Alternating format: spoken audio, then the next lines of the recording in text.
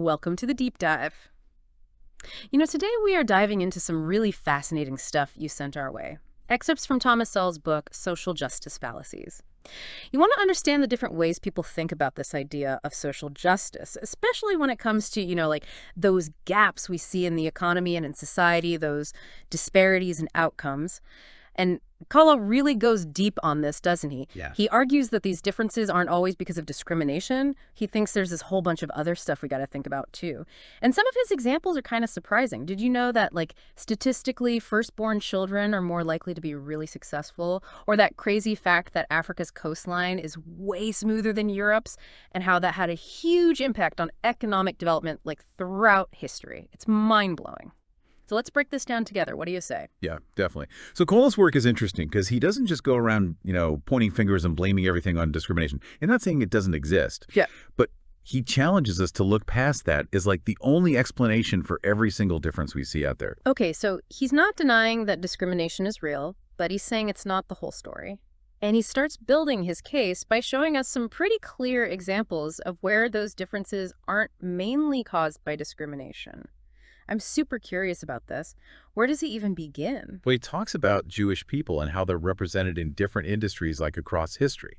You see, if you look at fields like retail or finance or the garment industry, there's a way higher percentage of Jewish people compared to industries like steel or coal mining. And this pattern even shows up in places where there was a ton of discrimination against them. That's a really interesting point. So if it's not just discrimination keeping them out of those industries, what else could be going on? So Kamel suggests looking at cultural stuff, like inclinations, access to certain networks, or even specific skills that were passed down through generations. All these things could be part of why some groups end up in certain jobs more than others. And he makes a similar point about Asian Americans and how there's a lot of them in engineering, both here in the U.S. and in other countries like Malaysia. He even mentions data from Malaysia back in the 1960s, where even though the Malay majority ran the universities and the government, the Chinese minority were still getting a crazy number of engineering degrees compared to Malays. It really makes you think twice about just assuming that any difference automatically means discrimination, doesn't it? It definitely challenges that knee-jerk reaction. Yeah, for sure. It makes you realize there's usually more to the story. But this brings up a really interesting question. If it's not all about discrimination, then how do we even begin to account for those differences when we're trying to make a more just and equal society? That's where Sowell really wants us to think outside the box. He brings in factors that we often don't think about, like how geography affects economic and social outcomes. Geography. Okay, that's not something you usually hear about in these conversations about social justice. Give me an example. He makes this fascinating comparison between Europe and Africa.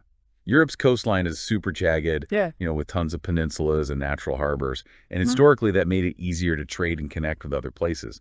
Africa, on the other hand, has a much smoother coastline, not as many natural harbors. So you're saying something as basic as the shape of a continent's coastline can have a major impact on how its economy develops. That's wild. It really is. And it's not just coastlines. So also brings up the fact that the Western Hemisphere didn't have big draft animals before Europeans arrived. No horses, no oxen.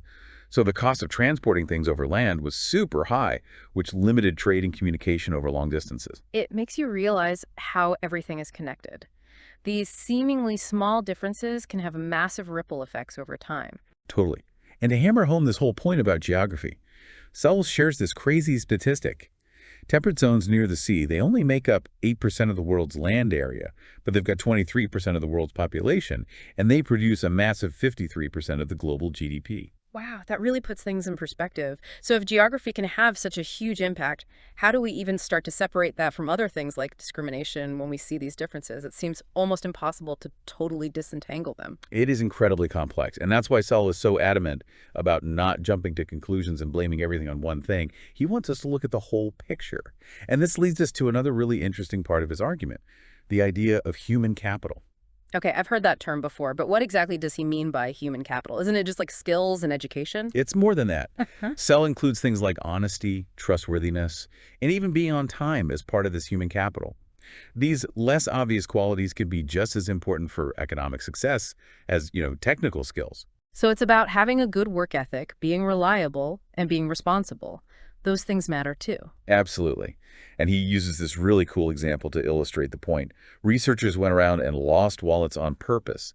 They filled them with money and ID and dropped them in cities all over the world. They wanted to see how many would be returned. Oh yeah, I've heard about that. What did they find? The results were pretty eye-opening. In Helsinki, Finland, 11 out of 12 wallets were returned. Money still there. But in Lisbon, Portugal, only 1 out of 12 came back.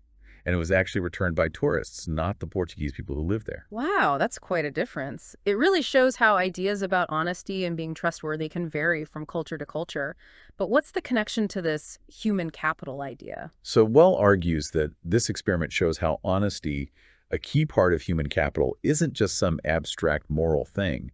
It has real economic consequences. So like a society where people are generally more honest and trustworthy might have an advantage when it comes to economic growth and development. That's the idea. And it's not just about honesty. Sowell also talks about how the development of written language has had a big impact on educational differences. He uses the example of Western European languages. They were written down earlier than the languages in Eastern Europe. And that seemingly small historical quirk actually gave Western Europe a head start in literacy and education. And that, in turn, had lasting effects on how their economies developed and their social structures. That's fascinating. It makes you think about how these seemingly tiny historical events can have massive ripple effects throughout history. So we've got discrimination, geography, and human capital. What other factors does Sowell want us to consider when looking at social disparities? Welcome back. We've been talking a lot about social justice fallacies, and now we're going to dig into some of the examples where Sowell really highlights this clash between good intentions and reality, right? How policies, even with good intentions, can lead to unintended consequences, sometimes even harmful ones. This is where it gets really interesting for me. We hear so much about these grand ideas for creating a more just society, but it's hard to see how they actually play out, in the real world. Totally. So let's dive into a specific example that Sowell brings up, minimum wage laws. He actually argues that they've hurt the very people they were supposed to help, especially young black males. How so? I always thought minimum wage laws were meant to make sure everyone earns a living wage. Yeah, I mean, the intention is definitely good, but it's way more complicated than that. So Sowell points out that back in 1948, the unemployment rate for black teenagers, 16 and 17-year-olds, was actually lower than for white teenagers, less than 10% actually. But after a series of minimum wage hikes in the 1950s, that rate shot way up and it stayed above 20% for decades. So are you saying that by trying to guarantee a higher wage, the government actually made it harder for young black men to find jobs? Well, that's what the data seems to suggest. Those entry-level jobs were like a crucial first step for young people. It let them gain experience, build a work history.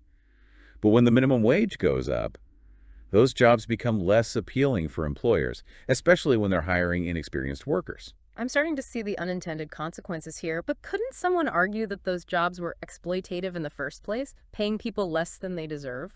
So we'll definitely acknowledge that some employers will try to take advantage of workers. But he doesn't think that just raising the minimum wage is going to solve the problem. He argues that it often makes things worse for the people who are already the most vulnerable. It's a classic example of good intentions backfiring.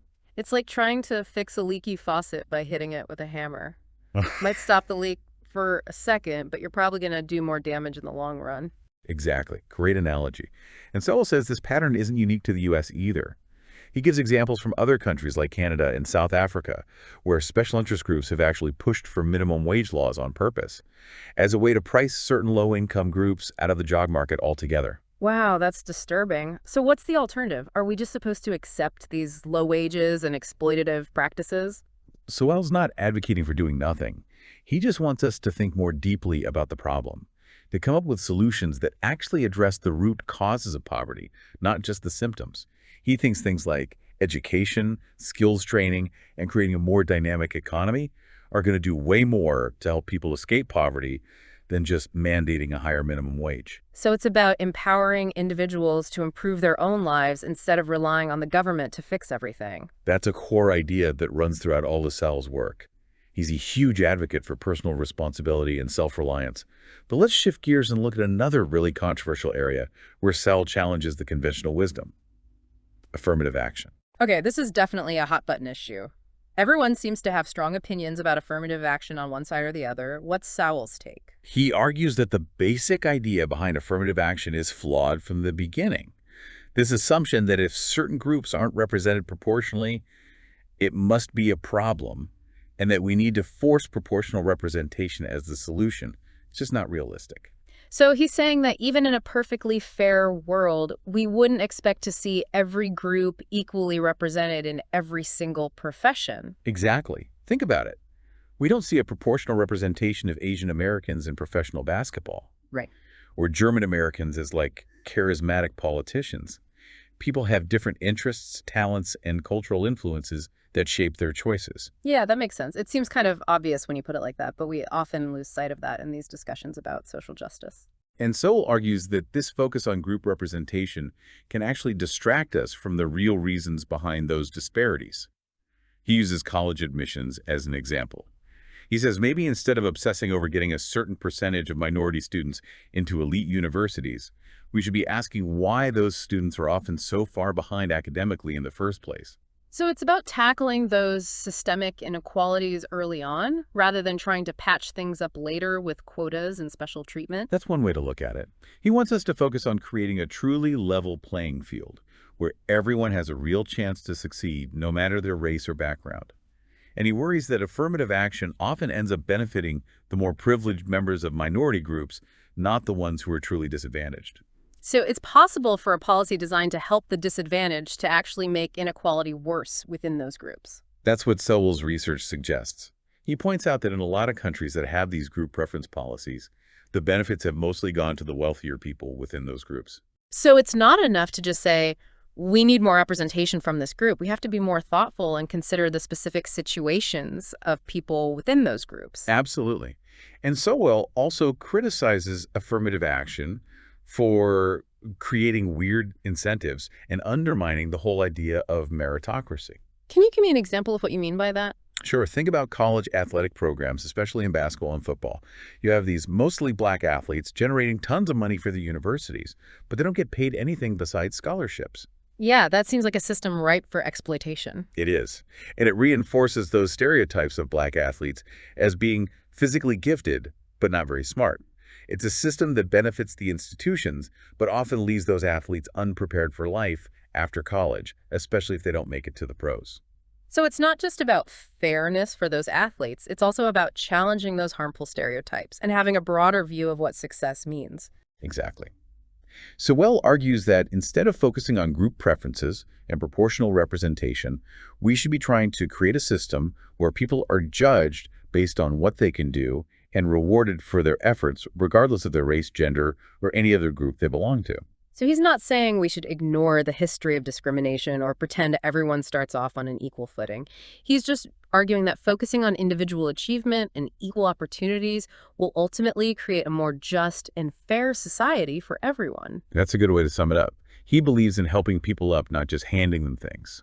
This has been a really thought-provoking discussion. We've talked about some controversial topics like minimum wage laws and affirmative action, and we've seen how even policies with good intentions can have unexpected negative consequences. But it's not all doom and gloom, right? So Ball doesn't just criticize. He also offers a different way of thinking about these issues. Absolutely. He doesn't give us some simple step-by-step plan or a one-size-fits-all solution, but he gives us the tools to think more critically and logically about these challenges. He pushes for a more evidence-based approach, and I think there are some key takeaways from his work that can really guide us. Okay, so what are some of those takeaways that we can actually use in the real world? What's the so what of all this? Well, I think the biggest one is to be careful of anyone who claims to have all the answers, especially when those answers involve like massive social engineering or huge government programs. So Gal reminds us that societies are incredibly complex and will never have perfect knowledge. There's just no way to predict every single consequence of our actions, even with the best intentions. Welcome back to our deep dive into Thomas Sowell's social justice fallacies. We've spent the last two parts really digging into Sowell's critique of how a lot of people think about social justice. And you know how some policies, even well-meaning ones, sometimes just don't work out. They even backfire sometimes. But where do we go from here? Like, what are the practical things we can take away from all of this? If Sowell's right and these differences are about more than just discrimination being unfair, Well, how does that change how we approach these tough problems? How do we make a fairer society? That's the million-dollar question, isn't it? And, Hmm. Sal doesn't exactly give us a step-by-step plan. He's not trying to, offer those simple solutions.